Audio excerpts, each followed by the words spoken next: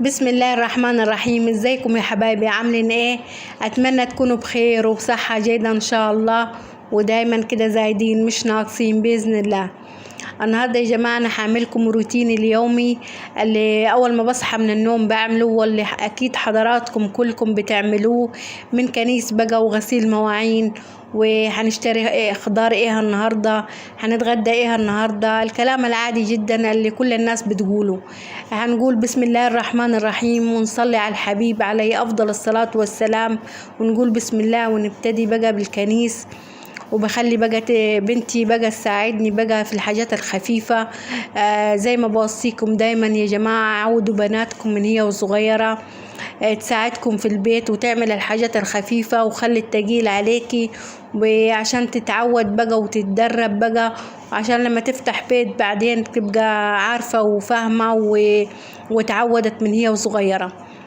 وكمان تكون بقى ايه زي ما انت عودتيها هي تعود بنتها، نفس اللي انت تربيتيها عليه تربيها عليه. فلازم تعودوا بناتكم.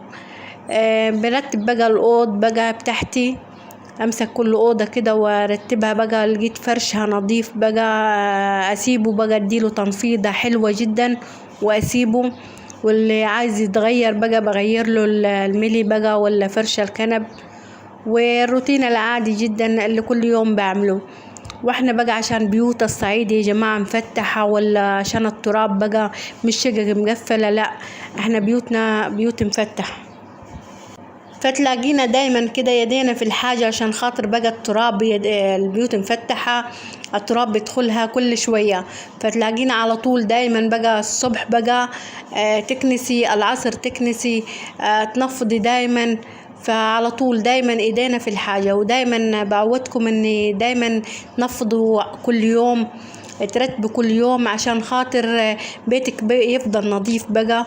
ولو جاكي مثلا ضيف على غفلة كده، واحيانا بتحصل كتير، لاقيكي مستعدة، بيتك نظيف وحاجتك نظيفة، فلا البيت مش مرتب وكده وتلحقي بسرعة تعملي كل حاجة، لا دايما كل يوم قومي ونفضي ورتبي بيتك وخليه دايما نظيف معاكي. وعايزة اوصيكم على حاجة يا جماعة، الصحيان بدري، والله العظيم الصحيان بدري ده نعمة وصحة ونشاط ليكي، وتقومي كده بنفس فاتحة كده تقومي تعملي الحاجة، مش تكسلي. على فكرة النوم الكتير وبالذات في النهار في الصبح بيجيب صداع أول حاجة، بيجيب الكسل، ما تقومي كده مصدعة مش قادرة تعملي أي حاجة في البيت، تقولي لا اللي هتعمليها النهاردة تقولي لا هعملها بكرة، تأجليها لتاني يوم. فلا لو صحيتي بدري والله العظيم دي عن تجربة، أنا دايما بصحى الساعة 6 أو لو كترت ونمت يعني وراحت علي نومة، ودي أغلبية الأوقات لا، أقوم 7. فأمي بقى ربنا يديها الصحة بتقوم بقى أول ما تصلي الفجر بتفضل صاحية للصبح، تقوم بقى الساعة 5:30 أو 6 تقوم تعمل الشاي، تودي لأبويا الشاي وهي تشرب الشاي وتستناني بقى لما أنا أقوم. فالصحيان بدري بوصيكم بيه يا جماعة، حاولوا تناموا بدري بالليل عشان تصحوا بدري الصبح، والله العظيم صحة وما تحسوش بصداع خالص. احنا عندنا متعودين في الصعيد دايما الكل بيصحى بدري بصراحة، الكل ستات البيوت دايما بتصحى بدري بقى تقوم بدري عشان خاطر بالذات في الصيف الشمس عندنا صعبة جدا في الصيف، فلازم نقوم بدري بقى نخلص حاجتنا بدري، وبنقوم بقى على نفطر الطير، نقوم لغسيل المواعين للكنيس، بعد كده نفكر بقى إذا كان هنشرب شاي، هنفطر ايه النهاردة نشرب الشاي. فلا أول ما بقوم من النوم بقى أنا بقوم أعمل مصالح البيت كلها حتى أفكر أشرب الشاي. على الساعة 8 كده تلاقيني ساعة زمن أكون مخلصة كل حاجة، أقعد بقى إذا كان حفطر أحضر فطار، وده نادرا أنا ما بفطرش بصراحة، أنا بقوم بشرب الشاي، يا إما شاي سادة يا إما شاي بلبن.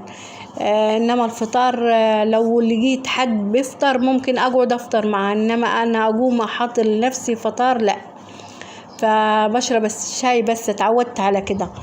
فلا أنا الصحيان بدري والله العظيم نعمة، خلصت بقى غسيل المواعين بتاعتي دلوقتي بغسلها، وخلصت الكنيس بتاعي ورتبت الأوض بتاعتي. وعايزة أقولكم في ناس كتير ما بتحبش غسيل المواعين، أنا مش عارفة ليه، مع إن أنا بحب الغسيل المواعين جدا من أنا وصغيرة. فلا أنا وصغيرة أنا وأخواتي بنقسم، بس في ناس بتغسل المواعين، فدايما أختار أنا غسيل المواعين. فلا والله العظيم حلو غسيل المواعين. يعني الناس اللي بتكسل من غسيل المواعين، انت بس دايما تغسليها اول باول، ما تخليهاش تتراكم معاكي ولا تتكون بقى. وخصوصا لو معاكي طبيخ ده اول باول تقومي غسل المواعين، تلاقي الحوض معاكي نظيف ما فيهوش مواعين، فتحسي براحة كده انت بتطبخي. دايما خلي على طول في الحوض دايما غسيل المواعين على طول.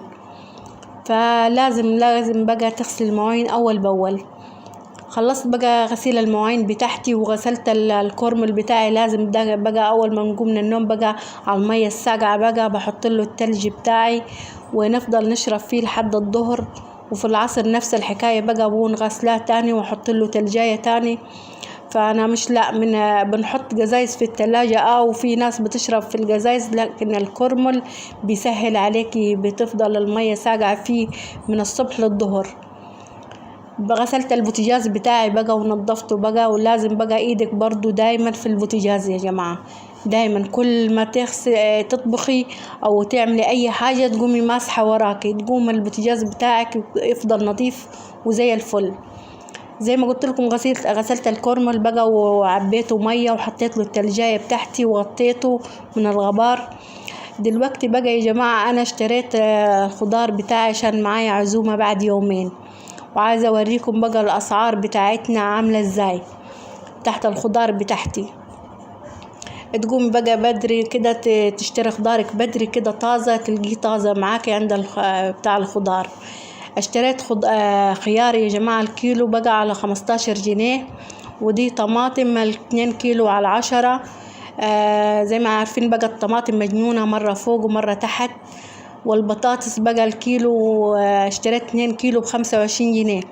هي الكيلو عايز اديها ب20، انا خدت الاتنين ب25.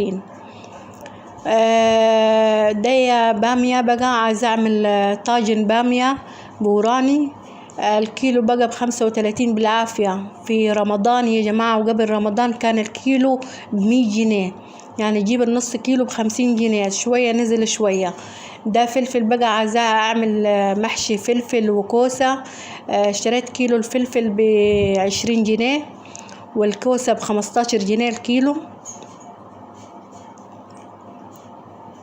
والخضرة بقى بتاعتي 3 ب10. الخضرة كزبرة 3 ب10، والشمار 3 ب10.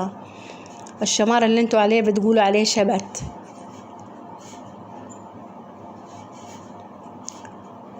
وده بقى فلفل عايزة اعمله مخلل، الكيلو ب20 جنيه برضو. اشتريت بقى للعزومة بتاعتي بقى لازم الشعرية بقى، الرز بشعرية نعمله، واللسان العصفور بقى عصفور الشوربة بقى. ومكرونة دي دايما بقى بشتريها، دايما تكون في البيت بتاعي. والرز بقى للمحشي بقى وللرز بالشعرية. والملح ده ضروري بقى، ملح وتوابل بقى. الليمون بقى لازم ضروري بقى للسلطات. اشتريت بقى النص كيلو ب7.5، الكيلو ب15 يعني. ودي التوابل بتاعتي بقى اكياس بقى لقيتها بقى عند العطار، 3 اكياس ب10. الكزبرة والكمون 2 ب10. والفلفل بقى غالي بالعافية، خدت ال3 ب20. وانتوا عارفين بقى الفلفل الاسمر غالي. ودي بقى مرقة دجاج، لازم بقى بشتري علبة بقى بخليها في البيت عندي. لازم في كل اكلاتي بحط مكعب مرقة، بدي تطعيمة حلوة جدا للخضار بتاعي. وده الخضار بتاعي بقى النهاردة. واتمنى يكون فيديو النهاردة عجبكم، واللي اشترك في قناتي اتمنى اكون عند حسن ظنكم، واللي لسه مشتركش اتمنى يشترك في قناتي وفعل الجرس عشان يوصلوا كل جديد عندي في الصعيد. واتمنى واشوفكم على خير، وان شاء الله اشوفكم فيديوهات تانية كتير تعجبكم، واشوفكم على خير بقى. والسلام عليكم ورحمة الله وبركاته.